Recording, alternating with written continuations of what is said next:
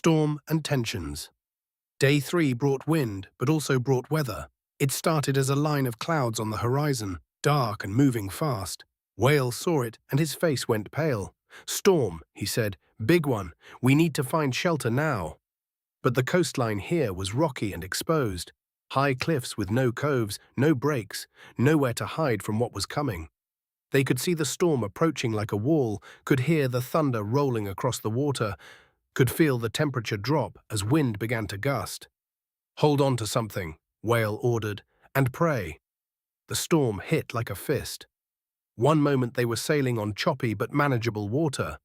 The next, waves were crashing over the bow, wind was screaming through the rigging, and the sloop was being tossed like a toy in a bathtub. "Bail!" Whale shouted over the roar. "Everyone bail or we sink." They had 2 buckets and their bare hands. Water poured in faster than they could throw it out. The dogs were in full panic, Sage trying to stay close to Damien while also trying not to slide across the pitching deck. The bitch had her claws dug into the wood, holding position through pure stubbornness. The others scrambled for purchase on planks made slick with seawater and rain. A wave hit them broadside, and the sloop heeled over sickeningly. For a moment, George was sure they were going to capsize, sure this was how it ended.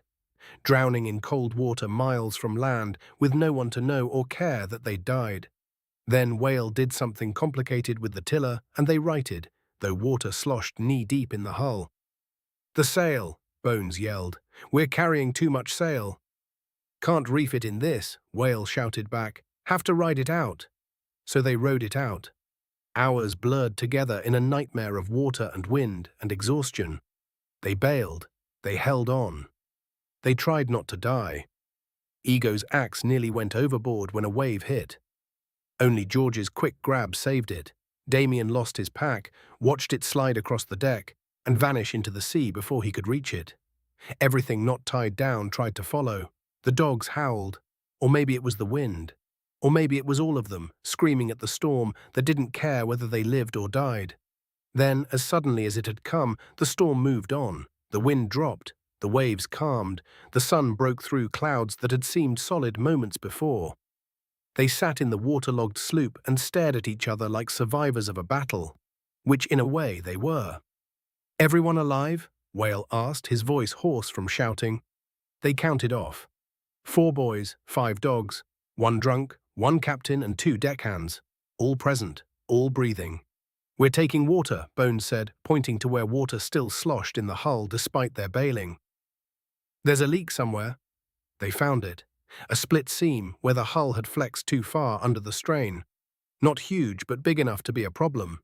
Water seeped in steadily, patient and inevitable. "Can we fix it, Prasit?" Ewan asked. "We have to." Whale was already digging in a locker, pulling out tar and canvas and tools.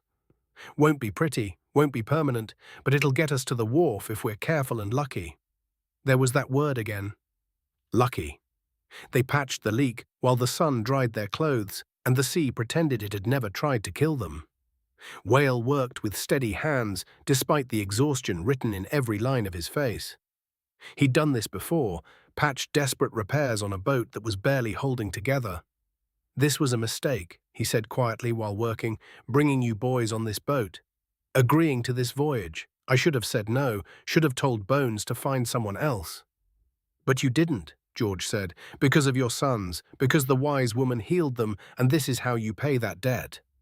"Debts," Whale muttered. "Always debts, always owing someone something. My whole life has been one long chain of debts." He sealed the patch with tar that smelled sharp and wrong. "But my boys are alive, healthy. That's worth any price, even this." The patch held. Barely. They had to bail regularly. Every hour someone had to spend 10 minutes throwing water overboard, but it held. They found a cove that night and slept like dead men. Day 4 started with tension that had been building since they'd left shore. The deckhands were past complaining and into something darker. One of them was trying to work around Sage, who was anxious and moving unpredictably on the deck. The man stumbled, cursed, tried to push past. Sage snapped. Not seriously, just a warning. But his teeth caught the man's hand, drew blood from shallow cuts. The deckhand jerked back, staring at the blood welling from his fingers. "That's it," he shouted. "I'm done. Done with these cursed dogs. Done with this voyage. Done with all of it." "It's a scratch," Bones said, already moving with bandages. "Let me clean it." "I don't care if it's a scratch or a missing hand." The deckhand rounded on Whale. "You said this would be a normal run. You said nothing about smuggling boys and 5 wild dogs into Banic. I didn't sign up for this." The second deckhand moved to stand with his crewmate. "He's right. This isn't what we agreed to. The watch is searching these waters. We saw those patrol ships. If we're caught with this cargo, we hang, all of us." "You're getting paid extra," Whale said, his voice dangerous and low. "Not enough. Not nearly enough." The first deckhand cradled his bitten hand. "We're done. Turn this boat around or we're done working." The sloop drifted on calm water while tensions rose to violence. Ego's hand went to his axe. George shifted position, ready for trouble. Damien moved closer to the dogs, ready to protect them if the crew turned violent. Whale stood at the tiller and let the silence stretch. "We're 2 days from the forgotten wharf," he said finally. 2 days. You walk away now, you get nothing. No pay, no recommendation, nothing but the knowledge that you abandoned a voyage halfway through. Better than hanging," the second deckhand said. "You think you'll hang? For this," Whale gestured at the boys, the dogs. "They're just travelers, just people trying to get to Banic without papers. Half the traffic through the forgotten wharf is exactly this. People the watch hasn't caught yet, but might." "Exactly," the first deckhand said. "People the watch is looking for. People who bring trouble with them everywhere they go." Whale was quiet for a long moment. When he spoke again, his voice had changed, had gone from angry to something else, something harder. "You walk away now, and I make sure every captain from here to Banic knows you abandoned ship, knows you can't be trusted, knows you're the kind of crew who breaks at the first sign of difficulty." He met each man's eyes in turn. "Or you finish this voyage, collect your pay, and keep your mouths shut. Your choice." The deckhands looked at each other. At the boys who watched with predator eyes, at the dogs who'd gone tense and ready. At 2 more days of work versus a lifetime of being known as deserters. "Double pay," the first deckhand said finally. "For the extra risk, the extra work, the dogs." "Double pay," Whale agreed. "When we reach the wharf, not before. And the dogs stay out of our way," the second added. "They bite again. They go overboard." "They won't bite again," Damien said quietly. "They know now. They'll be careful." The tension held another moment, then broke. The deckhands returned to their work with black looks and muttered complaints, but they returned. The voyage would continue. Ego exhaled slowly and released his grip on the axe. That had been close. Too close. "Keep Sage away from them," Whale said quietly to Damien. "I convinced them to stay, but that's a thin thread. One more incident and we'll have real mutiny." Damien nodded and kept his hand on Sage's head, murmuring reassurances to the anxious dog. They sailed in tense silence the rest of the day, everyone too aware of how close they'd come to disaster. The deckhands worked but didn't speak except when necessary. The boys stayed out of their way. The dogs sensed the atmosphere and stayed quiet and still. That night they anchored in a cove and ate cold food in silence. Trust, once cracked, was hard to repair. They'd finished this voyage, but the easy cooperation of the first days was gone. Now it was just endurance, just getting through. Day 5 brought patrols. They saw the sails mid-morning, 3 ships on the horizon, moving in a pattern that spoke of searching rather than traveling. Royal Navy, probably. Or watch vessels. Either way, death if they were caught. "Into the shallows," Whale hissed. "Now." He steered them toward the coast, toward water so shallow the larger ships couldn't follow. Rocks broke the surface here like teeth. They had to pick their way carefully, threading between stone that would gut the sloop. Behind them, the patrol ships altered course, following. "They've seen us," George said, watching from the stern. "Maybe. Or maybe they're just being thorough." Whale's hands were white on the tiller. "Either way, we need to disappear." He found them a slot between 2 rock faces, barely wide enough for the sloop, hidden from the open water by the angle of approach. They slid into it like a hand into a glove, the hull scraping stone on both sides with sounds that made everyone wince. "Sail down," Whale whispered. "Quiet, no movement, nothing that might catch the eye."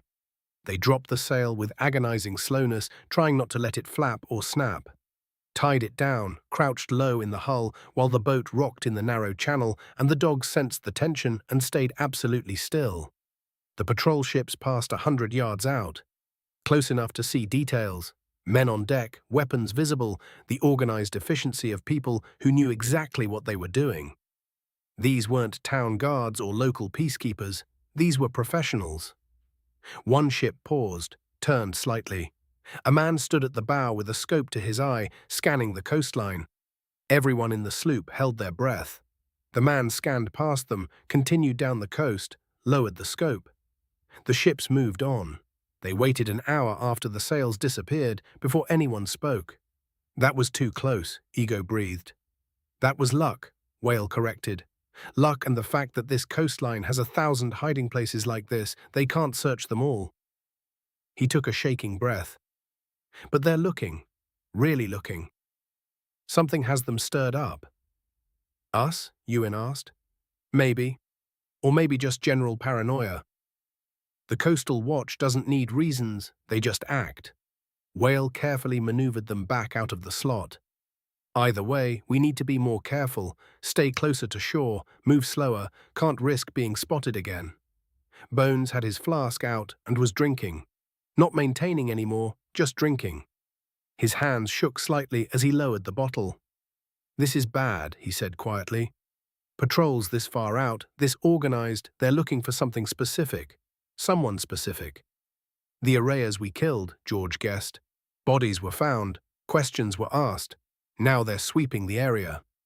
"Or it's just bad timing," Damien offered. "Sometimes the world doesn't need a reason to make things hard."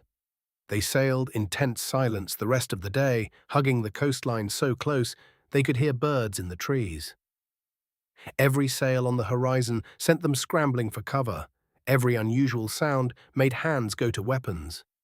That night they didn't make camp, didn't anchor properly, just tied off to rocks in a cove barely big enough for the boat and stayed ready to cut loose and run at a moment's notice. "One more day," Whale said in the darkness. "Maybe two. The forgotten wharf is close now, maybe 40 miles, 50 at most." "But the city's still 100 miles past that," Ewan said. "The city is. But the wharf connects to old mining roads, smuggler paths through the hills. 3 days walking and you're in the lower city." Whale shifted position, trying to find comfort on the hard deck. "Assuming we survive the approach, assuming we don't hit rocks, assuming the watch isn't waiting." "Always assuming," Bones muttered, taking another drink. "That's life," Whale said. "One long chain of assumptions that might be wrong." George lay awake and thought about assumptions. About Dan, who might be in the watch. About Krasik, who might be real or might be paranoia. About the wise woman's debt that sat in Ewan's palm like a promise of pain. About Lizzie, back in Blackdown, whatever that meant. About everything they'd done and everything still waiting to be done. They'd killed 12 people now. Maybe more if you counted the arrayers the wise woman's bear had mauled. 12 lives ended because of choices they'd made, because of circumstances they'd been forced into, because sometimes the only way forward was through blood. He tried to feel guilty about it, tried to summon remorse or horror or some normal human emotion about taking lives. Mostly, he just felt tired and scared, and so far past his breaking point, he'd forgotten what normal felt like. But alive. They were alive. That had to count for something.